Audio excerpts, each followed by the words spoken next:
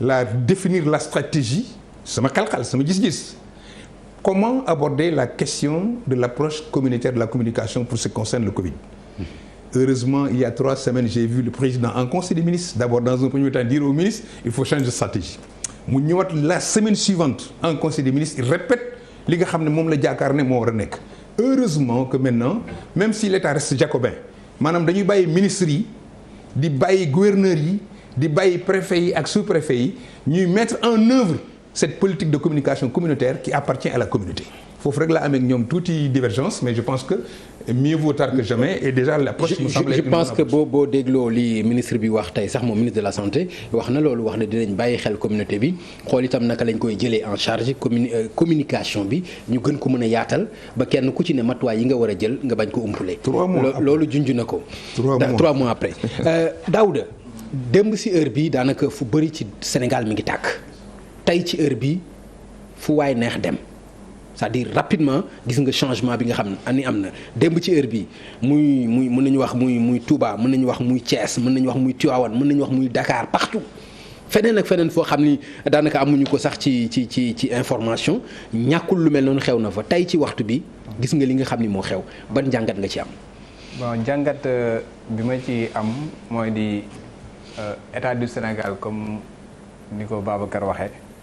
pour man anticiper wul sur un certain nombre de décisions de choses yu nga xamante ne je pense que ak renseignements généraux yi waroon na am au moins des informations yu nga xamante moom mu koy pousser mu anticiper. Je me rappelle très bien que bi nga xamante ne am na lu nga xam moo amoon Kaolack en ce qui concerne ouverture yi bi marabu bi génnee dem ba wax ne vendredi damay julli ji am na yenn information yu état jot yooyu moo ko poussé mu lever au moins avant vendredi bi di ñëw mu lever mesures yi nga xam ne moom moo waroon concerner les lieux de culte. gis nañ ni bras de fer bi nga xamante ne naroon na am vendredi bi ci topp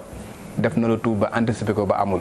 je pense que mesure d'assouplissement boobu nga xamante ne defoon na ko en ce qui concerne lieu de culte yi bu ko defoon également en ce qui concerne li nga xamante ne moom mooy allègement. est-ce que amoon na ay signes yu ko doon annoncé. contrairement ak vendredi bi nga wax noonu te loolu ñëpp gis ko ak Kaolack. si amoon na yan signes nga gis yu ko doon annoncé amoon na signes yu ko annoncé parce que déjà transporteurs yi woote nañ. mu am ay manifestations yu nga xamante ne am na Touba am na Tivaouane am na feneen déjà am na 2 jours auparavant. Je pense que bu fekkee ni dañuy yor état bu nga xamante ne am na ay renseignements généraux. Nous avons des renseignements généraux yu nga xamante ne non seulement am nañ au niveau central mais am nañ au niveau décentralisé parce que am nañ ay brigades mobiles de sûreté yu nga xamante ñoo nekk ci gox yi ak ci gox-goxaat yi. yu nga xamante ne dañuy jël ay yenn information remonter ko au niveau central ñoo ñu éplucher ko pour que mu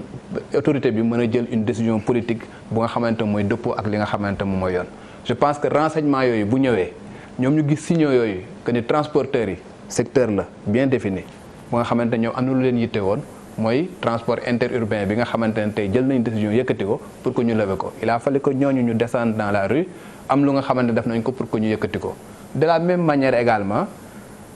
bëri na yàgg na ay reportage yu nga xamante ne ñi ñu ngi koy def nit ñi ñu leen jox micro trottoir nit ñi di wax ñuy wax ni couvre-feu bi en fait amul benn njëriñ njëriñ bi mooy lan le virus ne circule pas la journée nu mu tuddee du circuler du bañ a circuler guddi gi. xam nga di circuler kii bi ça n'a pas de sens donc nit ñi wax nga comprendre nit ñi fu ñuy waxee je pense que la moindre des choses moo doon nga anticiper sur li nga xamante moom moo nekkoon bëgg askan bi. jël décision yi ca ba muy teel man bokk naa ci ñi nga xamante ne xalaatoon naa ne couvre-feu bi doon jeex le 2. duñ ko renouveler pour 30 jours. bokk naa ci ñi nga xamante ne xalaatu nañ loolu. parce que tout simplement je pense que tendance bi nu mu doon demee tout était défini pour que effectivement. ni mu doon demee c'est-à-dire tendance baissière. non tendance bi nga xamante ne jëloon nañ ko yaa ngi commencé di assouplir un certain nombre de choses assouplir nga nu mu tuddee lieux de culte yi. assouplir nga li nga xamante ne moom mooy marché yi assouplir nga li nga xamante ne moom mooy luuma yi je pense que conséquence bi moo nekkoon également nga continuer assouplissement yooyu pour que au moins nit ñi mën a retrouver seen activités au niveau international également on avait vu que par exemple il y avait des mesures d'allègement yu nga xamante ne ñu ngi koy def am ñu nga xam ñu ngi ubbi seen frontières am ñu nga xamante ne ñu ngi permettre nit ñi ñu mën a vaquer à leurs occupations je pense que loolu moo waroon nekk li nga xamante ne foofu la ñu waroon déparé pour au moins semer les bases yu nga xamante ne pour relancer suñu économie mais su fekkee ne yow yaa ngi commencer assouplissement nga dem ba au dernier moment ñi nga xamante ne ñu ngi doon xaar assouplissement yi continuer continuer woo ko nga defaat 30 jours de couvre-feu ñooñu aussi ils vont se dire que de toute façon ñun on est encore emprisonné pour 30 jours il va falloir que ñu fippu pour que lii dañ et je pense que c'est ce qui s'est passé avec les jeunes démb ak bërki démb parce que boo xoolee pratiquement mouvement d'ensemble la Dakar nu muy amee noonu la Kaolack amee noonu la feneen amee noonu la feneen amee est-ce que c'est une action coordonnée je sais pas mais on s'est rendu compte que nu mu amee Parcelles Assainies noonu la amee Tëngéej noonu la amee Grand Yoff noonu la amee feneen noonu la amee Kaolack noonu la amee Kaolack comment nan la fa demee parce que tout simplement nit ñi li nga xamante moo feesoon seen biir moom la ñu exposé rek je pense que l'État avait quand même les moyens d'anticiper sur tout cela pour que loolu yëpp bañ a am tey conséquence mooy lan dañuy wax ne il a fallu que ñooñu def li ñu def pour que état jël yenn mesures yu nga xamante ne mënoon na ko jël 48 heures voire 72 heures auparavant. Merci beaucoup Daouda monsieur John Mamadou bu fekkente ni dégg nga li Babacar wax ak li Daouda wax dafa mel ni njuumte gi état bi ñoom ñoo ko def ñoom ñoo du ma wax cuune ci doxalin dafa mën na rëy waaye maanaam mënoo am li nga am ci renseignement ba pare mënuloo gàttandu. lu mel nii bay jël dogal yoo xam ni ay dogal la yoo xam ni ay dogal yu ñu war a mën a taxaw seetlu ko la jàppaloo ni am na njuumte boo xam ne juum nañ ko ci wàllu mayoon xel seen ay renseignement wala leneen. waaw loolu dama ci sawar a tontu mais bala ma ci tontu déjà damay préciser rek ne priorité état bi c'est la santé ndax boo xoolee Covid-19 amu fi woon avant le 2 mars tey jii y a 27 sites de traitement je pense au Sénégal yoo xamante ne tey jii au niveau de chaque région au moins ñu ngi jël en charge les malades en même temps aussi l'État a beaucoup fait en termes d'équipement des régions pour rehausser le niveau même si par ailleurs mënuñu am standard pour le moment yi yenn dëkk yu mag yi am mais nanu jàpp na rek c'est la santé qui dicte parce que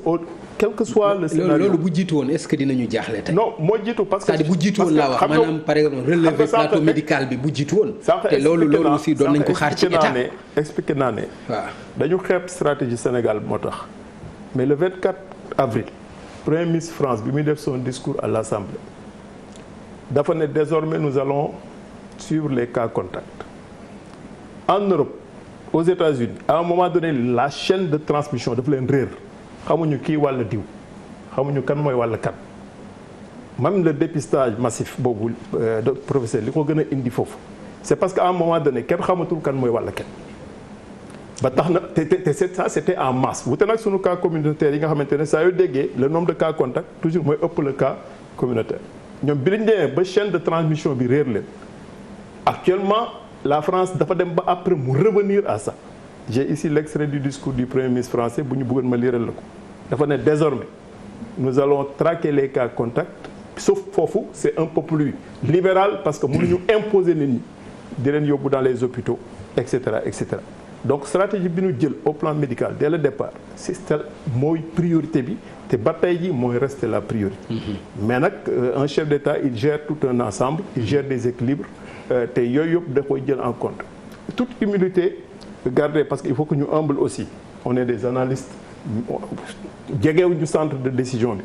te je pense que président Macky Sall bokk na ci ñi gën a expérimenté gën a informé normalement non waxtuma sax informé ñi gën a expérimenté au Sénégal par rapport à la gestion de la chose publique lu tax lu mel ni war ko mën a bett non dara mu xëy rek ñu naan ko fee ngi tàkk fële ngi tàkk dara bettu ko xam nga lu tax kon bettu ko xamoon nañu fee dina tàkk non est-ce que kon da nga bëgg wax ni dara bett non dara bettu ko xam nga le conseil des ministres du 3 le conseil des ministres du 3 bi nga lire communiqué bi le soir gis nga ni ci ne c'est clair que allègement dina am ci couvre-feu bi ndax annoncé nañ ko ci conseil des ministres boobu depuis le 11 également la stratégie d'assouplissement annoncé ko te à l'époque le 11 yaa xayti ba président di annoncé allègement yi il y avait un lever de bouclier il y a des gens qui disaient que waruñu alléger et cetera et cetera il y avait beaucoup de gens qui le disaient y compris des acteurs de la presse et même des acteurs politiques qui étaient contre les décisions du 11 waaw président commencé à alléger le 11 ñu ñëw ba période bi les gens demandent un peu plus d'allègement waaw bu ñu tàmbali woon allègement bi le 11 la mooy xew. non ñi nga xam ne aussi dañu doon bañ boobu allègement mais dañu jàppoon ni peut-être pression. non ñu ko waxee moo tax loolu lañ doon wax xam nga pression dañ doon wax ni président warul agir sous la pression aussi. pression amu ci parce que même boo xoolee même sur la question religieuse c'est une question sensible au Sénégal moom loo gis mbiru pas-pas mbiru gëm-gëm je pense que bokk na ci facteurs yoo xamante ne il faut nga traiter ko de manière responsable il faut que traiter ko de manière responsable te président démarche boobu la jël ndax le 2 mars bi président di waxtaan ak kilifa diine yi pour ñu repousser événements religieux yu mag yooyu mais il y a des gens même yu doon pousser l'État à l'extrême di wax ay l'État jacobin ak nangam mais Sénégal dafa am ay réalité boppam mieux vaut avoir l'adhésion de ces acteurs yi nga xamante ne même dans la démarche communautaire dafa am rôle bu ñu war a jouer donc loolu dafa am importance beneen bi on parle d'engagement communautaire mais c'est pas un nouveau langage xam nga dañ ko gën a prononcer par rapport à Dakar mais dès crise bi mu commencé léegi ban acteur communautaire nga gis mu jóg spontanément ñu ne ko bul jóg man mii sama fële à Diass les 45 ASC ñu ngi ci xeex bi les relais communautaires 121 relais communautaires yi ñu ngi ci xeex bi il y a un groupe d'étudiants qui s'appelle Safen Assistance Médicale c'est des étudiants en médecine avec situation actuelle bi ils étaient obligés de retourner dans la localité mais ils se sont organisés ñun depuis le début mars ba crise bi kiiwee c'est des jeunes qui sont portés volontaires donc quand on dit engagement communautaire ça veut dire que c'est les ASC c'est les bajenu gox c'est au niveau local que ça se passe ku nekk toog ci sa localité nga def le travail qu'il faut loolu état mosu ko aaye mais actuellement démarche bi je pense que dafa war a gën a inclusif n'est-ce pas te je pense que le ministre de la santé comme ni mu ko annoncé loolu fa lañ jëm man en fait je ne veux pas que ñu defee ne manque d'anticipation dafa amul un état c'est un tout c'est un ensemble c'est des paramètres c'est assez complexe c'est du renseignement mais décision bu état di jël des fois di nga jël décision boo xamante ne day impacter ci beneen bi nga chercher l'équilibre xool noo koy traiter et je pense que foofu la ñu ñëwoon toll te tey période crise nag boo fa tolloo l'ennemi benn la muy Covid-19 on a besoin de tout le monde on a besoin de tout le monde y compris même ces jeunes yi nga xamante ne dañu wàccoon ci tali bi dem te du jeunes yëpp nag ça aussi il faut savoir relativiser. non jeunes yëpp mënuñoo wàcc. non en fait man mon problème. waaw mais jeunes yëpp aussi directeur jeunes yëpp mon problème Pape. je veux que nit ñi ñu. adduna du yàgg ba jeunes yëpp wàcc. xam nga y a beaucoup de choses qu'il faut bien analyser. bon man tey jii phase bi ñu toll le discours doit être un discours de rassemblement. xëy na y a un déficit d'information pour ces jeunes-là il y a beaucoup de jeunes qui ne croient pas que feebar bi am na. Aujourd'hui il y a des personnes au Sénégal yoo xamante ne da ngay wax ñu ne la naxe mbaay la il y a des gens même qui sont dans la stratégie du complot. mais lu mel ni est-ce que du lu leen jox dëgg. non par exemple waxoon leen ni dañuy dem ci benn couvre-feu pour 1 mois après 3 jours après nga génnaat ci. mais est-ce que loolu du leen jox dëgg. xam nga génnuñu ci couvre-feu bi en réalité. parce que même les gens qui disent que la nuit du am transmission en général bon contrôler guddi bëccëg moo gën a yomb contrôler guddi contrôler bëccëg la nuit tous les chats sont gris. contrôler bëccëg moo gën a yomb contrôler guddi. te boo xoolee. même les lieux de rencontre nocturne. en général les lieux de concert wala yenn kii foofu la proximité di gën a am. d'accord merci beaucoup. et encore une fois man je veux qu'on sache une chose. mais nga baal nga waaw fa laay daanele. il faut qu'on soit très humble. très humble parce que guddi yi ñu toll nii. le faisceau d'information yi état di jot di ko manager di ko traiter au cas par cas di ko régler il faut que l'état ñu comprendre que ne le chef de l'état li muy jël comme disposition le gouvernement li muy jël comme disposition c'est dans une période spéciale. Une période de crise. D'accord. Que le monde n'a pas connue depuis 1929. Voilà, merci beaucoup. Et c'est pas une professeur man wax naa ko sax tey ci